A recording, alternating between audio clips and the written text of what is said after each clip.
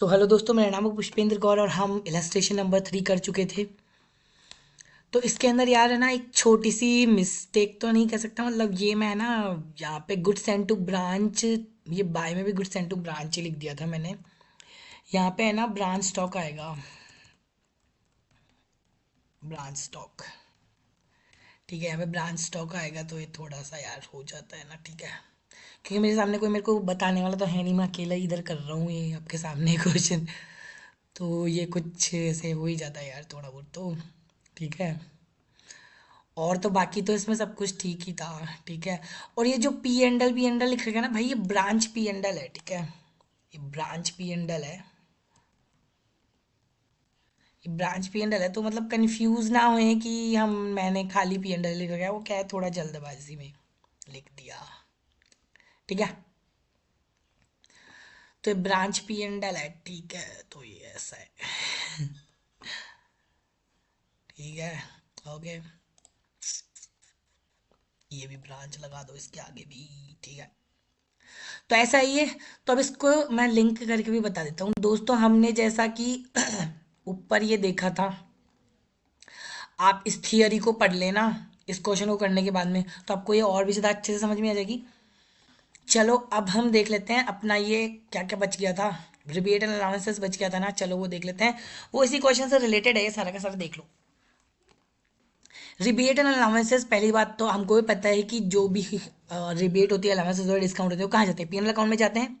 ठीक है, okay, PNL account में ये बोल रहा है कि पीएनएल अकाउंट में जाएंगे, है ना। और क्रेडिट होते हैं डेटर अकाउंट में, debtor. So in the goods sent to branch account, the cost, ये मेन चीज है। ठीक है, the cost of the goods sent out to a branch for sale is credited by debiting the branch stock account. तो यही तो हमने किया था कि जो goods sent to branch account है वो उसमें क्या किया था हमने। एक second, in the goods sent to branch account the cost of the goods sent out to branch for sale is credited. हाँ, उसके अकाउंट में हमने क्रेडिटेड तो किया था, by by branch stock account नहीं किया था। ठीक है, conversely the cost of the goods return by the branch, जो भी ब्रांच गुड्स रिटर्न कर रहा था वो डेबिट किया था इस अकाउंट के अंदर। ठीक है, इस अकाउंट में डेबिट किया था। एज सच डेबिट किया था ना यार उस अकाउंट में, जो भी मतलब जो भी cost of the goods return हो रहे थे, तो इस अकाउंट को हमने goods send to branch account to branch stock account नहीं किया था ना वो। ठीक है, as such the balance in the account at the end of the year will be the cost of the goods send to the branch. ठीक है, कि जो भी इस अकाउंट का जो बैलेंस है वो क्या है? कॉस्ट ऑफ द गुड्स जो कि ब्रांच को सेंड हुए हैं, है ना, वही था। और हमने क्या किया था? And it will be transferred either to the trading account, या तो ट्रेडिंग अकाउंट में ट्रांसफर कर दो या फिर परचेज अकाउंट में ट्रांसफर कर दो ऑफ द हेड ऑफिस। और यही मैंने किया भी था, मैंने परचेज अकाउंट में ट्रांसफर कर दिया था इसको कि भैया ये परचेज अकाउंट में जाएगा, टू परचेज अकाउंट कर दिया था। ठीक है, या फिर टू ट्रेडिंग अकाउंट भी कर सकते हो। ओके, क्लियर है ये थ्योरी यहाँ तक की? चलो आगे देख लेते हैं। The amount of profit anticipated on sale of goods sent to the branch is credited to the branch adjustment account. जो भी हमारा प्रॉफिट एंटिसिपेटेड है, मैंने जो भी गुड्स सेंड टू ब्रांच किए, उसका जो एंटिसिपेटेड प्रॉफिट था वो मैंने ब्रांच एडजस्टमेंट अकाउंट में डाला था, मतलब branch stock account to goods send to account और टू ब्रांच एडजस्टमेंट अकाउंट, ऐसे ही किया था मैंने। ठीक है, and conversely the amount of profit not realized in respect of goods returned by the branch to the head office, or that in respect to stock remaining unsold with the branch at the close of the year is debited to the branch adjustment account. हमने यही किया था कि अगर कोई goods return हो रहा था तो वो उसका जो प्रॉफिट का जो भाग था वो हमने ब्रांच एडजस्टमेंट अकाउंट में डेबिट में डाला था। और जो क्लोजिंग स्टॉक था, देख लो चाहे से, ब्रांच एडजस्टमेंट अकाउंट कहाँ गया? ये रहा ब्रांच असेसमेंट अकाउंट। ठीक है, वो जो क्लोजिंग स्टॉक था उसका, ये कोई गुड्स तो रिटर्न हुआ ही नहीं था इसलिए यहाँ पे कुछ आया नहीं, बाकी अगर होता तो यहाँ पे डेबिट में डाल देते उसको। यहाँ पे ब्रांच मैंने स्टॉक ये रिजर्व में डाला था, यहाँ पे 8,000। ठीक है, क्लोजिंग स्टॉक का था ना ये, इन दोनों का यही किया था मैंने।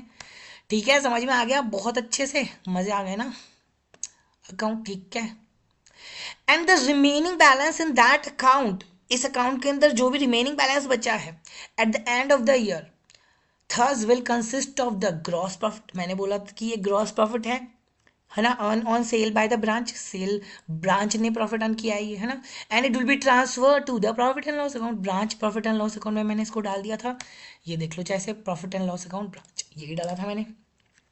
तो क्या यहाँ तक की थ्योरी क्लियर है दोस्तों? मुझे लगता है कि बहुत अच्छे से क्लियर है। चलो इसीलिए मैं बोल रहा था कि यार इसको मैं थ्योरी को ना ये क्वेश्चन कराने के बाद में पढ़ाऊंगा ना तो बहुत अच्छे से समझ में आएगी।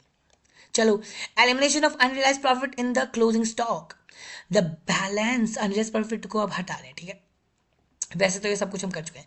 The balance in the branch stock account would be at the sale price, भाई जो ब्रांच स्टॉक का अकाउंट है वो किसके ऊपर है? सेलिंग प्राइस के ऊपर है। Therefore it would be necessary to eliminate the element of profit included in such closing stock. हाँ, ये नेसेसरी है कि हम उसके जो एलिमेंट ऑफ प्रॉफिट है उसको हटाएं, उसको एलिमिनेट करें, है ना। दिस इज डन, वो कैसे डन होगा? By creating a reserve stock reserve create करके against the unrealise profit by debiting the branch adjustment account, ठीक है, and crediting the stock reserve account. तो ब्रांच एडजस्टमेंट अकाउंट को तो हमने डेबिट किया था और स्टॉक रिजर्व अकाउंट को क्या किया था? क्रेडिट किया था, यही तो किया था। Branch adjustment account debit to stock reserve, closing closing stock के प्रॉफिट को एलिमिनेट करने के लिए with an amount equal to the difference in the cost, ठीक है, and selling price of unsold stock, ठीक है, यही तो किया था हमने। समटाइम्स क्या होता है दोस्तों, instead of operating A separate account in respect of the reserve, कभी कभी क्या होता है स्टॉक रिजर्व अकाउंट को हम सेपरेटली क्रिएट नहीं करते, हम जो भी स्टॉक रिजर्व जो होता है ना वो हम ब्रांच स्टॉक अकाउंट के अंदर ही क्रेडिट कर देते हैं, ठीक है, जिससे कि क्या होता है हमारा जो ब्रांच स्टॉक का अकाउंट का बैलेंस है वो क्या हो जाता है? कम हो जाता है। और फिर हम मतलब इस तरीके से कर देते हैं, ठीक है, कभी कभी हम ये वाला मेथड भी यूज लेते हैं। In this case the credit balance of such reserve is also carried forward separately. तो इसमें क्या होता है कि जो क्रेडिट बैलेंस है स्टॉक रिजर्व का वो भी सेपरेटली कैरी फॉरवर्ड कर लो, और जो ब्रांच स्टॉक का का जो बैलेंस है वो भी क्या करो, और along with the debit balance of the branch stock account, branch stock account का जो बैलेंस है वो भी सेपरेटली कैरी फॉरवर्ड करो। इस तरीके का क्वेश्चन आया नहीं है इसीलिए थोड़ा सा दिमाग कम चल रहा होगा, बट हाँ आएगा जब हम इसको बेहतर तरीके से समझ पाएंगे। So the difference between the two would be the value of the stock at cost, जो इन दोनों का डिफरेंस होगा स्टॉक रिजर्व का और जो क्लोजिंग स्टॉक है उन दोनों को सेपरेटली हम पिक आउट कर रहे हैं उस अकाउंट से, तो इन दोनों का जो डिफरेंस होगा वो क्या होगा? स्टॉक एट कॉस्ट होगा, यही बोल रहा है ये। In either case, the credit balance will be deducted out of the value of the closing stock for the purpose of disclosure in balance sheet. और फिर क्या होगा, हमको अगर बैलेंस शीट में उसको दिखाना है तो हमको क्लोजिंग स्टॉक जो है ना वो तो सेलिंग प्राइस पे है, उसमें से क्या करना पड़ेगा? डिडक्ट करना पड़ेगा किसको? स्टॉक रिजर्व के बैलेंस को, so that the stock is shown at cost. तो फिर स्टॉक जो है वो क्या होगा? शोन हो जाएगा एट कॉस्ट के ऊपर, ठीक है। अब दोस्तों ये भी एक ऑल्टरनेटिव मेथड है, इसके अंदर क्या बताया गया है, अब कैसे इसको बस खाली थियोरेटिकली बता दूँ, इसका क्वेश्चन आएगा जब हम बहुत अच्छे तरीके से समझ पाएंगे, बट ऐसे ही बता देता हूँ एक बार के लिए। इसमें ये बोल रहा है कि जब हमारी बहुत सारी मान लो ब्रांचेस है और ईच ब्रांच का प्रॉफिट अगर हमें सेपरेटली कैलकुलेट करने की जरूरत नहीं है तो हम खाली दो ही अकाउंट खोलेंगे, ब्रांच स्टॉक अकाउंट और एक good send to branch account, और at the end of the year पे हम क्या करेंगे, जो हमारा ब्रांच स्टॉक का जो बैलेंस है ना वो गुड सेंड टू ब्रांच के डेबिट में डाल देंगे, तो उसका और जो गुड सेंड टू ब्रांच का जो बैलेंस है उन दोनों का जो डिफरेंस होगा वो क्या होगा? नेट सेल होगा। ये अब सीधी सी बात है ना, गुड सेंड टू ब्रांच का बैलेंस तो बाय में होता है, मतलब उसका तो क्रेडिट वाला बैलेंस होता है, और मैं इसको डेबिट में अगर उस अकाउंट के डेबिट में डाल दूंगा तो जो उस दोनों का डिफरेंस होगा वो क्या होगा? वो नेट सेल ही तो होगा, मतलब है ना, मेरे पास में गुड्स आया इतना, उसमें से क्लोजिंग इतना बच गया, तो बाकी जो डिफरेंस बता वो क्या, वो सेल ही है, ठीक है। वो सेल है, वो सेल कहाँ चली जाएगी? ट्रेडिंग अकाउंट में चली जाएगी, उसके बाद में सेपरेटली मुझे क्या करना पड़ेगा? क्लोजिंग स्टॉक कैलकुलेट करना पड़ेगा और वो ट्रेडिंग अकाउंट में दिखाना पड़ेगा। ऐसा कुछ में माथाफोड़ी दे रखी है, इसका क्वेश्चन आएगा जब समझेंगे अच्छे से। ओके, ये इलस्ट्रेशन हम कर चुके हैं दोस्तों, और ये थ्योरी मुझे लगता है कि बहुत अच्छे से समझ में आ गई होगी आपको। अभी डेटर मेथड देख लेते हैं। अंडर दिस मेथड यहाँ पे 3 अकाउंट ओपन होंगे, branch account, good send to branch account और स्टॉक रिजर्व अकाउंट, ठीक है। अब गुड सेंड हो रहे हैं to branch at selling price, तो क्या एंट्री करनी है? Branch account debit to good send to branch, ठीक है, और ये सेलिंग प्राइस पे होगी, और इसमें सेलिंग प्राइस पे तो ये हो जाएगी, लेकिन हाँ इसकी जो लोडिंग है जिसकी प्रॉफिट है उसको हटाने के लिए हम good send to branch account का ही यूज़ करेंगे, ब्रांच एडजस्टमेंट अकाउंट नहीं ओपन होगा, ठीक है। तो goods and to branch account debit to branch account, इसके प्रॉफिट को हटा दिया। अगर कोई भी रिटर्न हो रहा है गुड्स, तो goods and to branch account, अब इसके प्रॉफिट को हटाना है तो ब्रांच अकाउंट डेबिट, ये देखो लोडिंग, इसको हटाना है तो branch account debit to goods and to branch account. अब मुझे क्या हटाना है, अगर loading included in the opening stock है उसको अगर हटाना है तो फिर क्या करूंगा मैं, stock reserve to branch account, ठीक है, क्योंकि ब्रांच अकाउंट को तो मुझे कम ही करना पड़ेगा ना, क्योंकि वो तो उसके डेबिट में होगा ना, इसलिए और मुझे स्टॉक रिजर्व को इसके क्रेडिट में लिखना है, तभी तो उसका डेबिट कम होगा, ठीक है।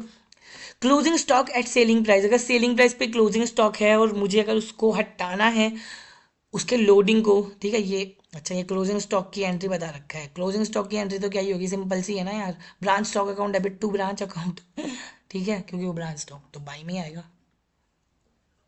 सॉरी। अब उसके लोडिंग को अगर मुझे हटाना है तो क्या करना पड़ेगा, ब्रांच मतलब लोडिंग मतलब प्रॉफिट, ठीक है, branch account debit to stock reserve account, simple हो गया, ठीक है।